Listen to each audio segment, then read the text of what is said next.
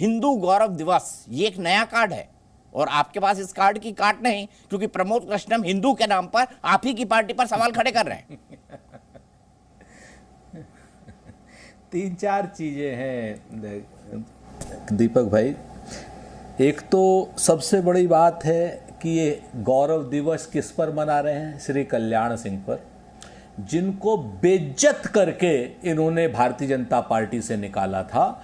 और उसी कल्याण सिंह जी ने पूरे प्रदेश में अलख जगाई थी कि मैं भारतीय जनता पार्टी को हराऊंगा, और फिर उनकी चाटुकारिता करके इन लोगों ने वापस भी लिया। क्या किया, क्या क्या किया उनके साथ, वो भी सब पूरा रिकॉर्ड पर है। तो जिस कल्याण सिंह को इन्होंने बेइज्जत किया, बंगले से निकाला, उनको सब जगह से निकाल करके और उनको अपनी पार्टी बनाने के लिए विवश किया, उनके जन्मदिन को ये लोग गौरव दिवस बनाने की बात कर रहे हैं। तो पहली बात तो देख लीजिए कितने झूठे हैं, कितने कपट वाले हैं, कितने छल करते हैं, अपने लाभ के लिए कुछ भी कर सकते हैं। दूसरी बात आप आ जाइए फिर गौरव दिवस पर। अरे भाई, हिंदू गौरव दिवस तब माने जब हर हिंदू का लड़का नौकरी पा जाए, हर गृहिणी जो है महंगाई से निजात पा जाए, हर जो है डीजल पेट्रोल को खर्च करने वाले उनको 40 रुपए लीटर डीजल मिल जाए, पेट्रोल मिल जाए, किसानों की आय दुगनी हो जाए, किसानों का खर्च 3 गुना खत्म हो जाए, किसान कर्जे से मुक्त हो जाए, कि हमारी पर कैपिटल इनकम दुनिया में 140वें नंबर से 5वें नंबर पर आ जाए, 3रे नंबर पर आ जाए, तब तो आप गौरव दिवस मना सकते हैं, बिल्कुल मनाने का हक है। लेकिन आप सिर्फ वोट को लेने के लिए गौरव दिवस मनाने की बात कर रहे हैं। जाति जनगणना मना कर रहे हैं और कह रहे हैं पिछड़ों का गौरव दिवस आप मना रहे हैं। भाई, जाति जनगणना जब तक आप नहीं करोगे, कल्याण सिंह को श्रद्धांजलि कैसे दोगे?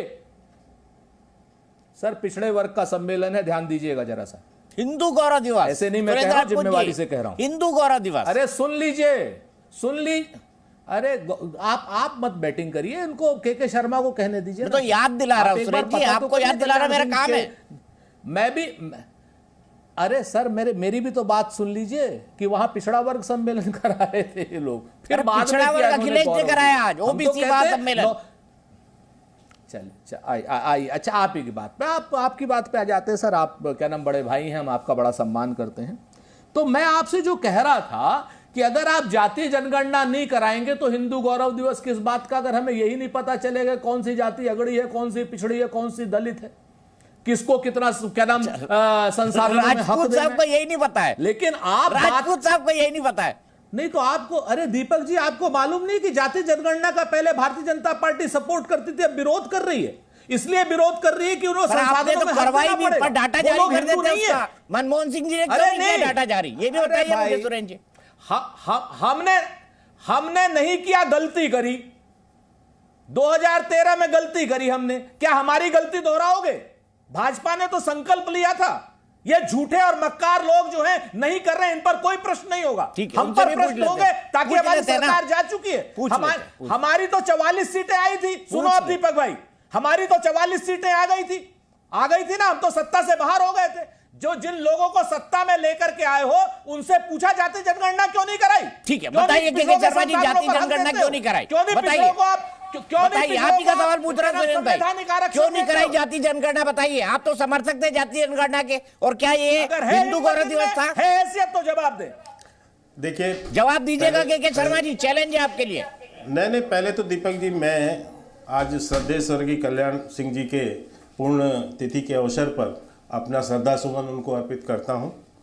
और जिस ढंग से बाबू कल्याण सिंह जी, जो हमारे कुशल संगठनकर्ता भी थे, वो कुशल प्रशासक भी थे, और विचारधारा के प्रति जो है उनकी प्रतिबद्धता, वो निश्चित रूप से हम सभी भाजपा के कार्यकर्ताओं के लिए अनुकरणीय भी है और हमें प्रेरणा भी हमेशा देता रहेगा।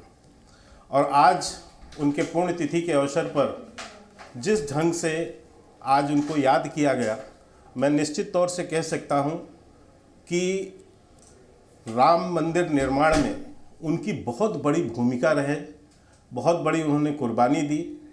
और कांग्रेस के जितने भी षड्यंत्र थे और जो कुछ भी कांग्रेस कर सकती थी राम मंदिर को रोकने के लिए, कांग्रेस ने एड़ी चोटी का जोर लगाया और सारे स्तर तक ये गए लेकिन भगवान राम की कृपा थी और उस कल्याण सिंह जी और बाद में हमारे प्रधानमंत्री श्री नरेंद्र मोदी जी, इन सभी के प्रयासों से आज अयोध्या में एक भव्य राम मंदिर बन रहा है और लगभग काम पूरा हो चुका है। जल्द ही उसका जो है फिर से वो हो जाएगा, लोकार्पण भी हो जाएगा और पूरा देश देखेगा कि किस ढंग से कांग्रेस जो इतने वर्षों तक 70 वर्षों तक भगवान रामलला के प्रति जो इनका वैर रहा, जो उनके प्रति इनका अपमान भरा दृष्टिकोण रहा, ये लोग तो उस स्तर तक गए कि भगवान राम का अस्तित्व भी इन्होंने खारिज कर दिया। ये कहते हो कि उनका कोई अस्तित्व ही नहीं था। इनके नेता पूछते थे कि किस कमरे में पैदा हुए। इस इतने नीचे स्तर तक जाकर इस मंदिर का विरोध इन लोगों ने किया। इवन कोर्ट में मामला चला तब भी इन लोगों ने उसको निर्णय देने से रोकने की बात की।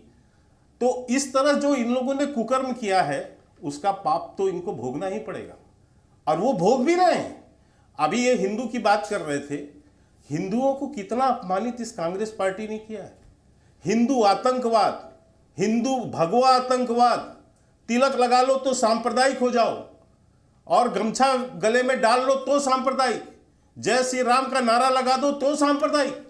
मतलब दीपक जी आपको तो वो समय याद होगा, आप तो काफी सीनियर जर्नलिस्ट हैं, किस तरह से जो है ये हिंदुओं को अपमानित करते रहे और भगवान राम से लेके किसी को नहीं छोड़ा इन्होंने अपमान करने में। ये मुस्लिम तुष्टीकरण का जो इनका गुण था, ये उसने आज इनको इस स्थिति पे लाके रख दिया।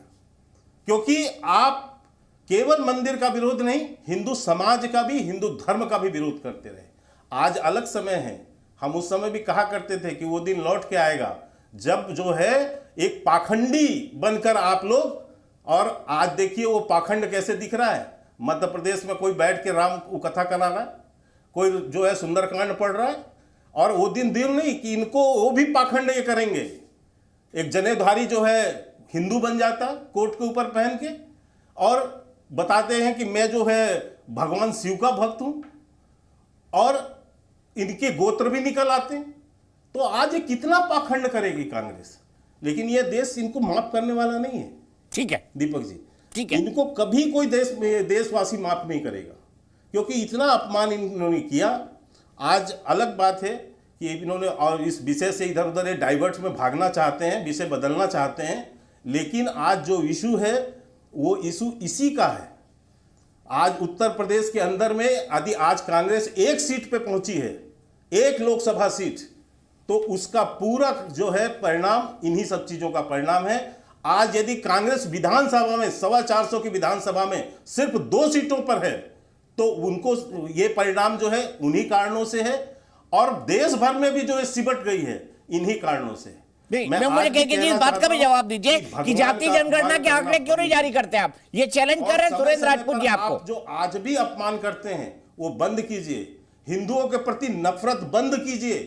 हिंदू ही नहीं, इस देशवासियों के प्रति जो आप नफरत आपके नेता विदेशों में जाके फैला रहे हैं वो भी आप बंद कीजिए, नहीं तो सिमट के यानी आपका अंत होना तय है। इस राजनीतिक अंत जो है ये निश्चित इस देश की जनता कर देगी। आज जिस ढंग से आप विदेशों में जाकर भारत का अपमान करते हैं, 140 करोड़ भारतीयों को अपमान करते हैं, आप जिस ढंग से भारत विरोधी षड्यंत्रकारियों के साथ मिलकर बात करते हैं, ये सब चीजें बंद कीजिए। अरे दीपक भाई, और सबक लेके कम से कम ये रैली चल रही है मोदी जी की क्या? करना बंद कीजिए। छोटी सी रैली आपने भी करी थी। के शर्मा जी, जाति जनगणना का जवाब दे दीजिए ना, सुरेंद्र जी पूछ रहे आपसे बार-बार। मुद्दे पर नहीं, मानसिकता है, सोच है दीपक जी, जो मन में आता है, मानसिकता में भाव आता है, वही शब्दों में निकलते हैं।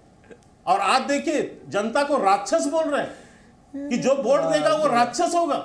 आज तक सुरेंद्र भाई हंस रहे हो आप, मुझे हंसी आ रही है आपके ऊपर। मैंने सोचना पड़ेगा भाई, मुद्दे पे जवाब दे दो, बहुत हो गई रैली। जनता जनार्दन होती है। दीपक भाई ये आपको टोकेंगे नहीं, भले इंसान है ये, और राक्षस बोलने के बाद 2 बार टोक दिया और टोक देता हूं भाई। के शर्मा जी, जाति जनगणना पे भी जवाब दे दो। आप देश के प्रधानमंत्री की तुलना ओसामा बिन लादेन से करते हैं, ये स्तर हो चुका है। सुनेंगे ही नहीं दीपक भाई। ये कहना चाहता हूं, ये देख लो आपको कहीं ना हम तो सब सुन लेते हैं और विचार करना पड़ेगा। हम तो आपकी पूरी बात सुनते देखो मानते हैं, इसलिए नीचे लेकिन अब ये देखिए आप देश भर में सिकुड़ क्यों गए हैं, ये स्पष्टता इनके सामने आनी चाहिए। जी न्यूज़।